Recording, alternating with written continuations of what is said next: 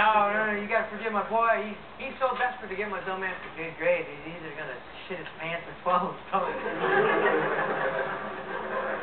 Know why they cut affirmative action? It was his GPA.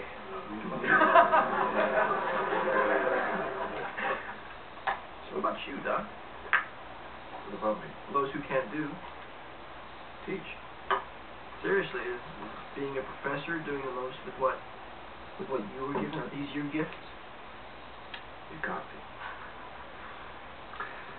You know, 30 years ago, I had a whole different idea about what this job was going to be. I was going to publish theories that would change the thousands that read them.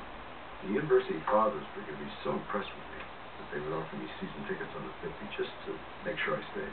Jesus, some elaborate daydreams there. Aren't they? Wow. Papers I do get published don't get read. Students do come to me for advice, but the school still spells my name wrong on memos in the mail. So what? You still here for the money? Money? God, no.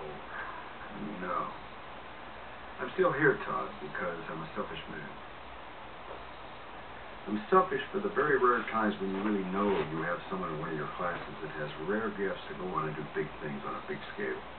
I realize that my gifts aren't my theories, but my ability to recognize great potential in others and maybe give them a little shove when they need it.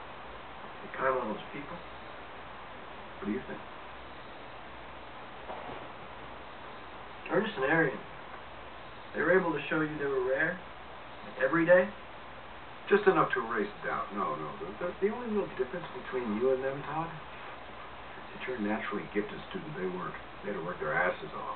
Didn't come easy for them like you. That, and they could also hit 90-mile-an-hour fastballs? Hey, I'll trade them, Doc. No, they trade you. They went to these high schools in the area where they grew up. God-forsaken places that bear no resemblance to the schools you or I went to. Metal detectors on every door, teachers carrying mace. These awful places did them not one favor. Saw the same thing when I was in Vietnam. What? The first guys to sign up to fight are the very ones this country really doesn't treat that well. And here are Ernest and Arian, growing up in these neighborhoods where people butcher each other for the most simple-minded shit. You were raised in a neighborhood 2 blocks south from where I was raised instead of north. Bam! The rims on your car are better than mine. Bam! And what do after they scrape themselves up and get out of these places in one piece? They go out to fight for the very country that all but ignores these neighborhoods unless there's a riot or a drive-by epidemic.